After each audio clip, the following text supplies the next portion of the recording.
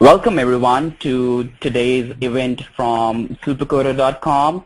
My name is Roger and I will be your conference operator for today's webinar on 60 minutes to E&M coding compliance. I would like to introduce your speaker for today, Jennifer Godreau. This morning we're going to be covering 9 different tips on compliance. So we have quite a bit to go through in our 60 minutes. I like the title especially of the 60 minutes to EM coding compliance. I think we can hit 9 different items that are some of the top ones that we're seeing in our auditing records, repeat kinds of questions, areas that auditors are really focusing on from the different payers and CMS. And try to hit those points. If you do the math, it ends up that we cover each one for about 6.5 minutes. So that being said, let's go ahead and dig in. First, we have our inpatient 2 midnight rules. Some practices have really started to analyze these back since the beginning of last year. And as these keep coming out and then being delayed, it's very reminiscent of ICD-10. But there's a lot of information to really cover on the inpatient 2 midnight rules. More and more keeps coming out as it keeps getting rolled back for various reasons. So where we are right now is that CMS is right now allowed to continue their educating process through March of next year, and that allows them really to focus on explaining what the concepts are, getting the messages out, and allowing groups the time that they need in order to adjust their guidelines and provide that education.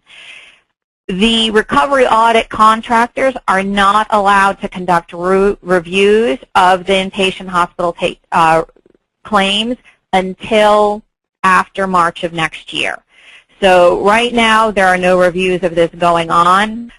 You don't have to worry that you're being scrutinized by it. This is with this concept that let's try to get everybody on board with what we're trying to do, educate them, and then once they're educated, then we'll start doing the reviews to make sure that people are abiding by these guidelines.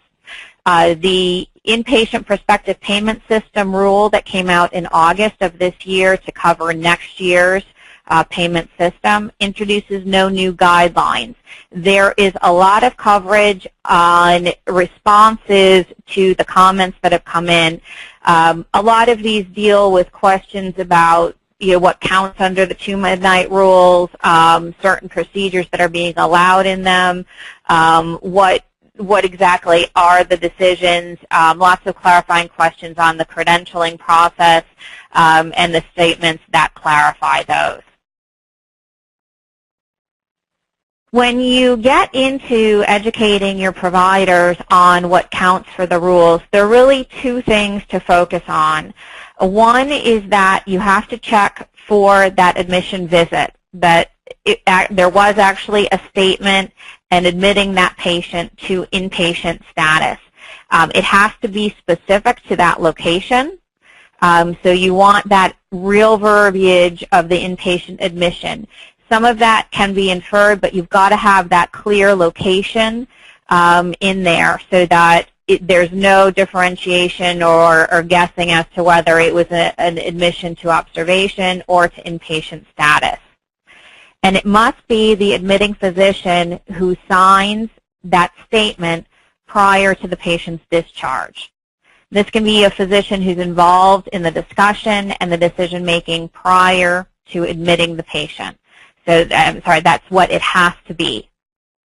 So it can't be that the physician came in afterwards, 2 days before, or the next day before the patient's released, and then, signs that. It has to really be that that physician was there and involved in that decision, that agreeing to admitting that patient to inpatient status.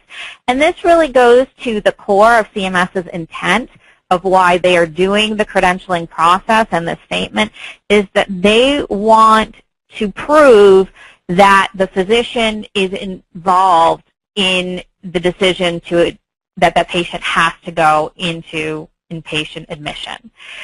They don't want it to be that somebody else made that decision and then that was followed through. It has to really be that physician. So let's look at who exactly can authorize that certification. The certification has to be signed by a physician, a dentist. I'm not going to go into all of these details here on slide 5. The main point is really on slide 6, is that you need to know who qualifies as this authorized certifier. So while we say that it has to be the physician of record, there are some allowances for other individuals to be part of that. But when you read the regulation, and this is stated in the September 5th clarification to the 2014